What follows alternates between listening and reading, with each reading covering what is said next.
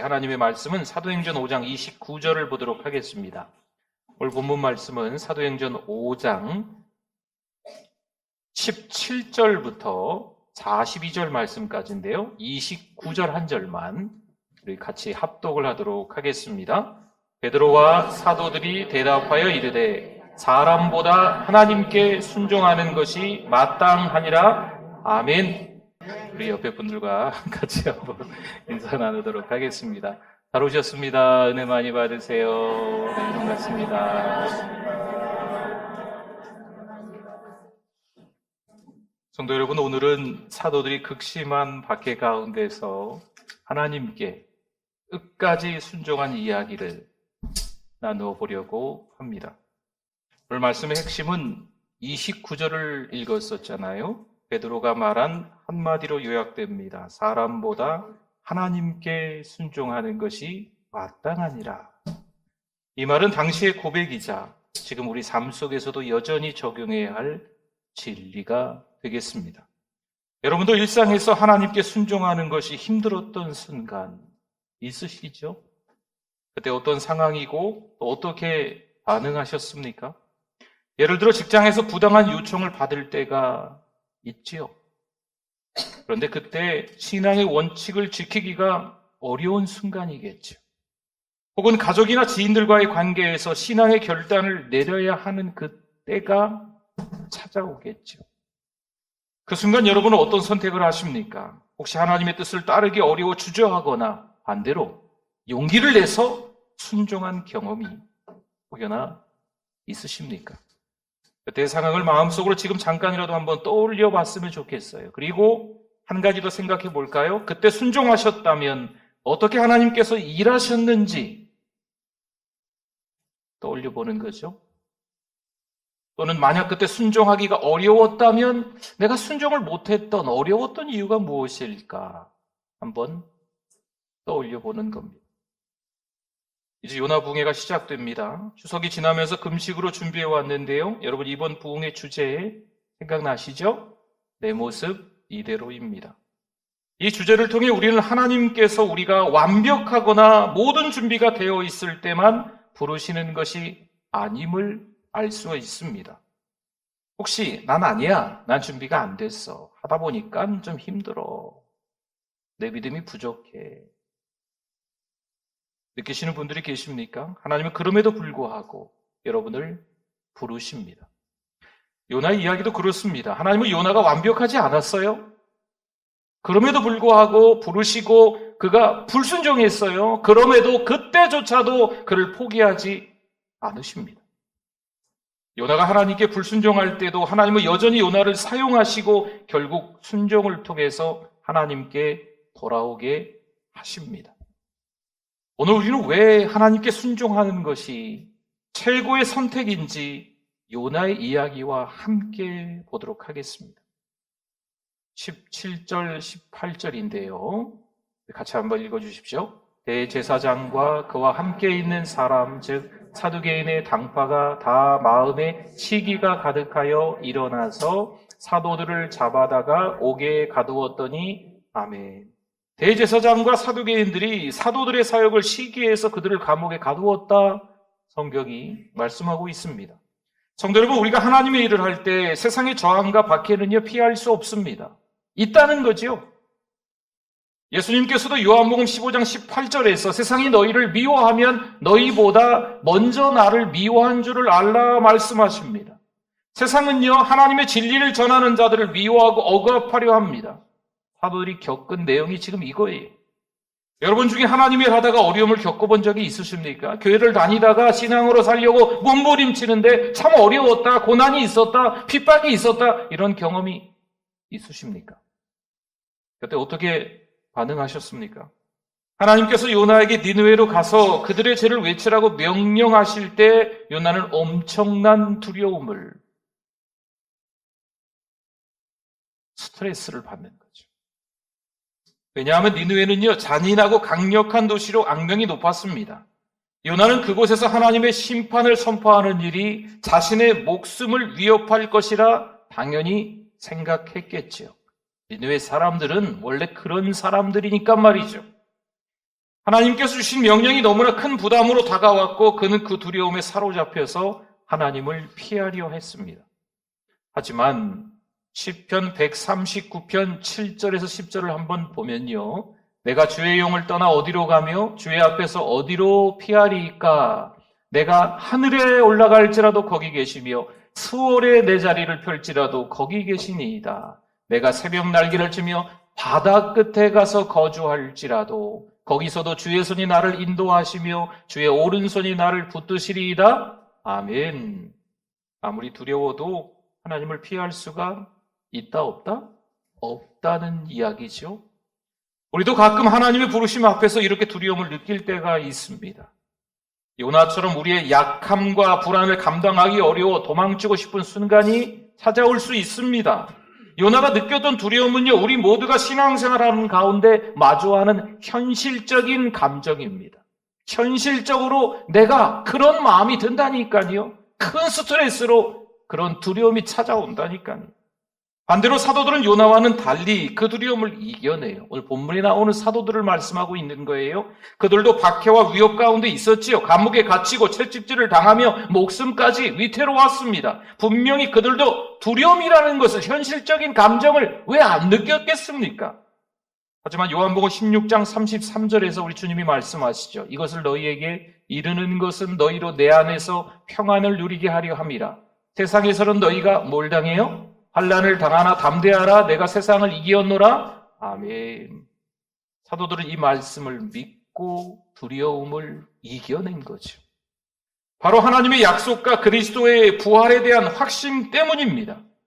그들은 예수님께서 부활하신 것을 직접 목격하고 그 경험은 그들의 두려움을 압도할 만큼 강력한 믿음으로 심어줬던 거예요.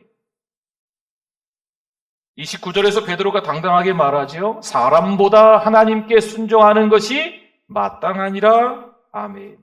그들은 세상의 위협보다 하나님의 그 부르심이 더 크다는 것을 믿고 그 믿음은요, 두려움을 넘어설 수 있는 힘을 준 거죠. 요나가 느낀 두려움과 사도들이 보여준 그 용기 사이의 차이를 통해서 우리가 깨달을 수가 있습니다. 성도 여러분, 우리의 삶 가운데 두려움이 찾아올 때 사도들처럼 하나님의 약속을 붙들고 두려움을 이길 수 있습니다. 요나처럼 처음에는 도망가고 싶을지라도 결국 하나님의 계획 속에서 순종할 수 있다는 희망이 이 말씀을 통해 보니까 우리에게 있습니다. 여기서 우리가 배울 수 있는 중요한 교훈이 무엇일까요? 하나님께서 우리에게 무언가를 요구하실 때 사실 우리의 첫 반응이 두려움일 수 있어요. 나는 부족한데, 약함일 수도 있지요. 불순종이 될 수도 있어요. 그럼에도 불구하고 사도들처럼 우리가 용기를 내야 한다는 거죠. 설교의 황제라고 불렸던 찰스 스펄전 목사님, 설교의 황태자, 황제 이렇게 불렸던 찰스 스펄전 목사님이 그의 설교에서 신앙을 지키는 것은 때론 큰 바퀴를 감수하는 일이다 라고 자주 반복해서 이야기하는 것을 볼 수 있습니다. 여러분 어떠세요? 여러분도 하나님의 일을 하다가 어려움을 겪으시죠? 신앙으로 살면서 갈등이 찾아오시죠? 그때 어떤 선택을 하십니까? 복음을 전하거나 신앙을 지키려고 하면 반대에 부딪힐 수 있습니다. 여러분 그러나 기억하십시오. 하나님께 순종하는 일이 사람들의 반대보다 더 중요합니다. 우리는 세상의 시선보다 하나님께서 기뻐하시는 삶을 선택해야 합니다. 다음으로 19절과 20절을 한번 읽어볼까요? 같이 읽습니다. 주의 사자가 밤에 옥문을 열고 끌어내어 이르되 가서 성전에 서서 이 생명의 말씀을 다 백성에게 말하라 하매 아멘. 사도들이 감옥에 갇혔을 때요, 하나님은 천사를 보내어 그들을 구출하십니다. 여러분도 인생의 감옥 같은 상황에 처해 본 적이 있으시겠죠? 그때 하나님께서 여러분을 구원하실 것을 믿습니까? 사도들이 감옥에 갇혔을 때 하나님께서 천사를 보내어 그들을 구출하시고 다시 복음을 전할 기회를 주십니다. 요나 역시 불순종의 대가로 바다에 던져지지만 하나님은 큰 물고기를 예비하셔서 그를 구원하십니다. 두 이야기 모두에서 공통점이 있다는 거예요. 하나님께서 순종을 요구하시며 우리의 약함과 잘못 가운데서도 여전히 구원의 손길을 내미신다. 이게 두 이야기의 공통점인 거예요. 요나는 바다에 던져진 후 깊은 절망과 두려움 속에 빠집니다. 하지만 하나님은 요나를 포기하지 않으시죠. 큰 물고기를 보내어 요나를 삼키게 하십니다. 물고기 뱃속에서 요나는요, 자신의 불순종을 깊이 깨닫고 하나님께 회개하며 다시 순종할 결단을 내립니다. 물고기 뱃속에서의 3일 동안 요나는 하나님께서 여전히 자신을 사용하기를 원하신다는 것을 깨닫게 돼요. 그래서 어떻게 합니까? 니느웨로 가서 하나님의 사명을 감당할 준비를 합니다. 우리도 마찬가지입니다. 설령 잘못된 길로 갈지라도 하나님은 우리를 포기하지 않으십니다. 우리가 회개하기를 기다리시며 다시 사명을 주시고 회복의 기회를 주시는 분이십니다. 요나처럼 우리의 약함 속에서도 하나님은 여전히 우리를 통해서 일하기를 원하시는 분이십니다. 하나님은 우리가 처한 감옥 같은 상황에서도 끝까지 우리를 붙잡으시고 순종의 길로 인도하시는 줄 믿습니다. 그 다음 29절을 한번 또 볼까요? 같이 한번 읽어봅니다. 베드로와 사도들이 대답하여 이르되 사람보다 하나님께 순종하는 것이 마땅하니라. 아멘. 사도들이 다시 체포되어 대제사장들 앞에 서게 되지요.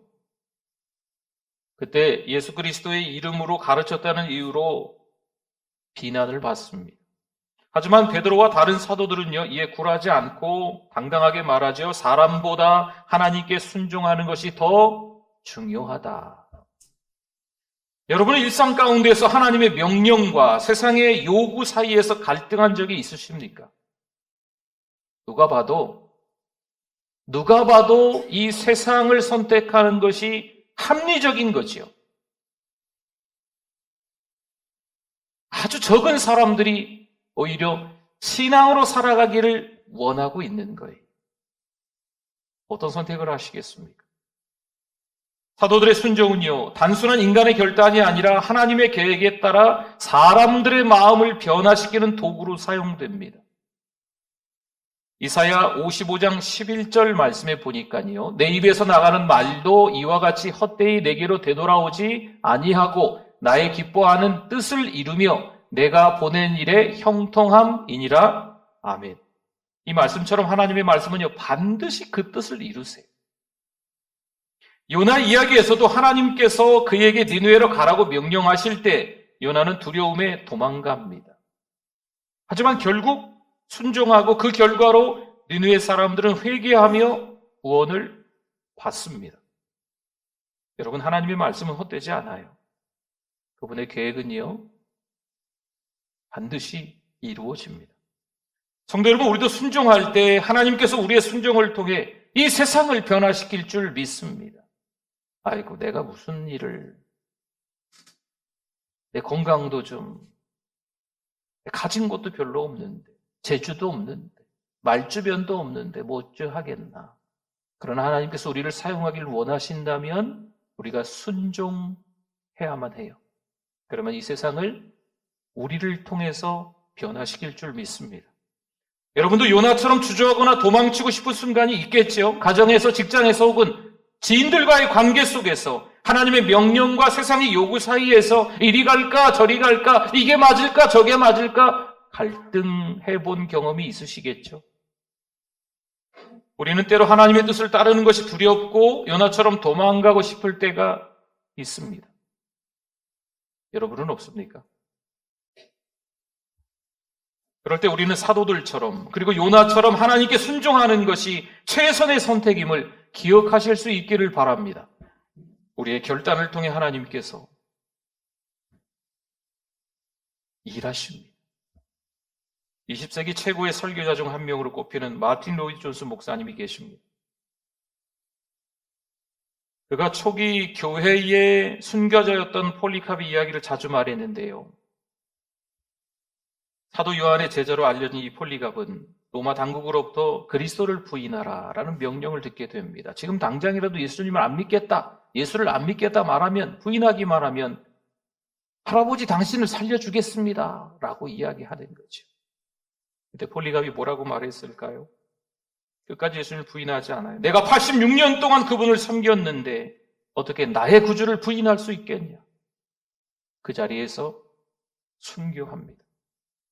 그는 자신의 모습 그대로 하나님 앞에 나아가 순종합니다.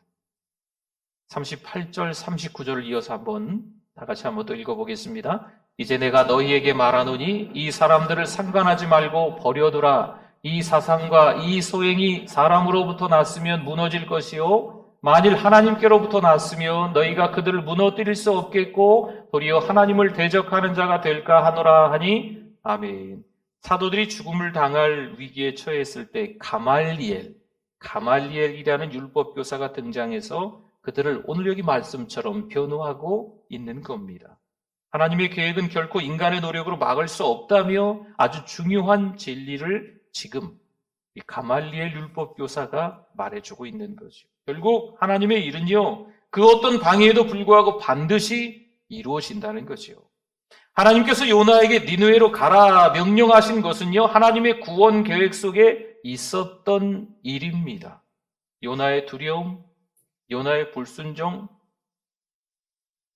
그게 중요한 게 아니에요. 우리의 연약함, 이게 중요한 게 아니에요. 우리가 건강하지 못해, 이게 내가 가진 것이 능력이 별로 없는데, 이게 중요한 게 아니에요. 그럼에도 불구하고 하나님은 니느웨를 회개시키기 위한 계획을 포기하지 않으십니다. 준비가 안 됐네? 시원찮네? 다른 사람으로 내가 써야 되겠다. 하나님이 이러지 않으신다니까요. 결국 요나는 순종하고 니느웨는 하나님께로 돌아옵니다. 성도 여러분, 하나님의 계획은요, 반드시 이루어지는 줄 믿습니다. 잠언 19장 21절 말씀에 사람의 마음에는 많은 계획이 있어도 오직 여호와의 뜻만이 완전히 서리라. 아멘. 우리가 아무리 많은 계획을 세워도 결국 하나님의 뜻이 이루어져요. 뭐가 그렇게 생각이 많으신지, 뭐가 그렇게 계획이 많으신지, 뭘 그렇게 계산기를 많이 두들기시는지, 이게 더 나은지 저게 더 나은지 아주 속이 시끄럽습니다. 그거랑 상관이 없어요. 우리가 그 계획을 온전히 이해하지 못할 때도 하나님은 그분의 뜻을 이루십니다. 여러분, 하나님은 창조주고 우리는 피조물이에요. 하나님의 계획을 우리에게 설명한들 우리가 이해할 수 있겠습니까? 이해할 수 없는 게 당연하겠지요. 하나님의 일은 인간의 계획이나 방해로 멈추지 않습니다. 우리 한 절 더 볼까요? 41절 한번 같이 읽어봅니다. 사도들은 그 이름을 위하여 능력받는 일에 합당한 자로 여기심을 기뻐하면서 공회 앞을 떠나니라. 아멘. 여러분, 고난을 겪으시면서도 하나님께 순종하시고 그 속에서 기쁨을 느껴본 적이 있으십니까? 없으세요? 한번 떠올려 보십시오. 교회 다니는 것 때문에. 지금이 어느 시대인데 그런 일이 있겠습니까? 할 수 있겠지만 지금도 있습니다. 사도들은 채찍질을 당하고 풀려나지만 오히려 그 이름을 위하여 능력받는 일에 합당한 자로 여김을 기뻐하며 계속해서 복음을 전하게 됩니다. 그들이 기뻐할 수 있는 이유가 있어요. 야고보서 1장 2절에서 4절인데요. 내 형제들아, 너희가 여러 가지 시험을 당하거든 어떻게 해요? 온전히 기쁘게 여기라. 이는 너희 믿음의 시련이 인내를 만들어내는 줄 너희가 알미라. 인내를 온전히 이루라. 이는 너희로 온전하고 구비하여 조금도 부족함이 없게 하려 함이라. 아멘. 이 말씀. 사도들이 이 말씀을 믿었기 때문입니다. 그들은 고난 가운데서도 하나님께서 그들을 통해 일하신다라는 확신을 가지고 있었습니다. 요나도 처음에는 도망치고 불순종하지요. 하지만 결국 하나님의 뜻을 이루는 도구로 사용됩니다. 우리는 안 될 게 뭐가 있겠어요? 터무니없이 우리도 부족하지요. 요나보다 더 심각한 우리들일 수도 있어요. 그러나 하나님은 그때 요나를 들어 사용하셨던 것처럼 지금도 변함없이 연약하고 부족하고 불충하고 불순종하는 우리들일지라도 하나님의 계획을 위해서 하나님의 도구로 우리를 사용하기를 원하십니다. 요나가 물고기 뱃속에서 구원받을 때 다시 하나님께 순종하며 니느웨로 가서 복음을 외쳐요. 그리고 그 복음을 통해 수많은 사람들이 하나님께로 돌아오는 장면이 여러분 보이십니까? 붕해가 마무리될 때는 아마 그게 보이시게 될 거예요. 요나와 사도들 모두 처음에는 인간적인 두려움과 고난 속에 있지만 결국 그들은 순종을 통해 하나님의 위대한 계획을 이루는 하나님의 도구로 사용됩니다. 순종은요, 고난을 이기는 길이며 세상을 변화시키는 하나님의 방법입니다. 우리도 고난과 박해 가운데서 하나님의 사명을 감당할 때 그 과정 속에서 주님께서 일하신다는 기쁨을 경험할 수 있습니다. 이상한데. 이상하긴 뭐가 이상해요? 하나님이 함께 하셔서 그런 거지. 기적인데. 당연히 하나님께서 하시는 일인데. 하나님의 뜻을 이루는 과정에서는 그 기쁨, 세상에서 얻을 수 있을까요? 없습니다. 세상에서 기쁨은 찰나적인 기쁨이지만 하나님께서 우리에게 주시는 기쁨은 그런 기쁨하고 차원이 다른 줄 믿습니다. 성도 여러분, 오늘 우리는 사도들이 박해 가운데서 끝까지 하나님께 순종하며 복음을 전한 이야기를 나누었습니다. 그들은 사람보다 하나님께 순종하는 것이 마땅하다라는 믿음을 가지고 세상의 위협에도 굴하지 않습니다. 우리도 그들과 같은 결단을 하셔야 될 때입니다. 세상의 요구에 굴복하지 마시고 하나님께 대한 절대적인 순종을 선택하실 수 있기를 바랍니다. 너무 세상 속에 빠져 있는 거예요. 너무 돈에 빠져 있는 거예요. 너무 건강에 빠져 있는, 너무 자식에 빠져 있는 거죠. 세상 속에서 어떻게 잘 먹고 잘 살아갈까? 남들과 비교해서 좀 더 나은 삶을 어떻게 하면 살아갈까? 거기만 너무 집중해서 빠져 있지 않나? 한번 돌이켜 생각해 보십시오. 오늘 말씀을 들으시면서 하나님께 순종하는 결단을 하신 분이 계십니까? 지금 이 자리에서 함께 기도하며 그 결단을 주님께 드리기 원합니다. 그리고 요나 이야기를 통해서 우리가 하나님 앞에 나아갈 때 우리 주제가 뭐지요? 내 모습 이대로 나아가도 괜찮다는 사실을 기억하십시오. 하나님은 우리의 연약함과 부족함에도 불구하고 우리를 하나님의 도구로 사용하기를 원하십니다. 중요한 것은 우리가 그분의 부르심 앞에서 어떻게 하는 거예요? 순종하는 거죠. 여러분 놀라지 마세요. 이 요나 부흥기를 통해서 여러분이 발견하게 될 텐데 하나님은 순종하게끔 또 만드세요. 성도 여러분, 오늘 말씀을 통해 하나님께 순종하는 것이 얼마나 중요한지 다시 한번 깨닫습니다. 이제 여러분에게 질문합니다. 오늘 하나님께서 여러분에게 무엇을 요구하고 계실까요? 직장에서, 가정에서, 지인들과의 관계 속에서 분명 갈등이 있을 텐데 하나님께서 요구하시는 것이 무엇일까요? 순종하기를 주저하고 있는 부분이 혹시 있으십니까? 지금 이 순간 그 결단을 주님께 드리시기를 바랍니다. 작은 순종이라도 하나님께서 사용하실 위대한 도구가 됩니다. 여러분 일상 가운데서 내리는 순종의 결단은요, 하나님의 나라를 세우는 아주 중요한 한 걸음 될 겁니다. 하나님은 여러분을 포기하지 않으세요. 우리 모두 내 모습 이대로 하나님께 나아가 순종할 때 하나님께서 우리를 통해 크신 일을 이루게 될 줄 믿습니다. 성도 여러분, 오늘 이 말씀을 마음에 새기시고 여러분의 삶 가운데서 하나님께 순종하는 것이 최고의 선택임을 다시 한번 말씀드립니다. 기억하십시오. 박해와 고난이 오겠죠. 누가 뭐라고 해도 욕 좀 먹겠죠. 아주 심한 갈등을 겪을 수도 있겠죠. 믿음이 이거밖에 안 되는데 갈등이 오는 거 당연하지 않겠습니까? 그럼에도 불구하고 우리는 그 속에서 하나님의 영광을 바라보며 오늘 본문에 나와 있는 사도들처럼 담대히 나아가야만 합니다. 주님께서 여러분과 함께 하시며 끝까지 믿음으로 승리하는 삶을 살게 해주실 줄 믿습니다. 우리 말씀을 기억하면서 우리 주여 한번 부르짖고 기도합니다. 주여 하나님 아버지, 연약한, 부족한, 불충한, 불순종한, 아무 쓸데도 없는 우리들입니다.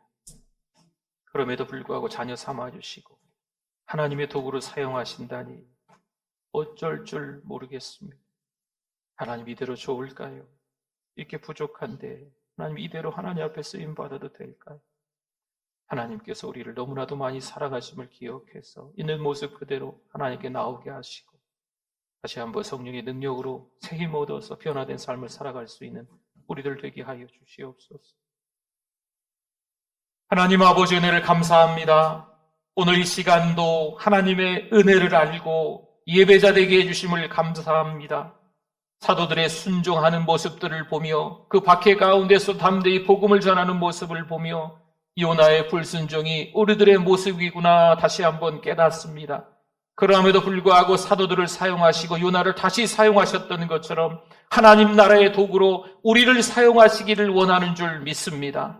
그 말씀에 절대적인 순종으로 하나님 앞에 나아올 수 있는 우리들 되게 하여 주시옵소서. 이번 한 주간 그런 삶을 살기를 원합니다. 예수님의 이름으로 기도드립니다. 아멘.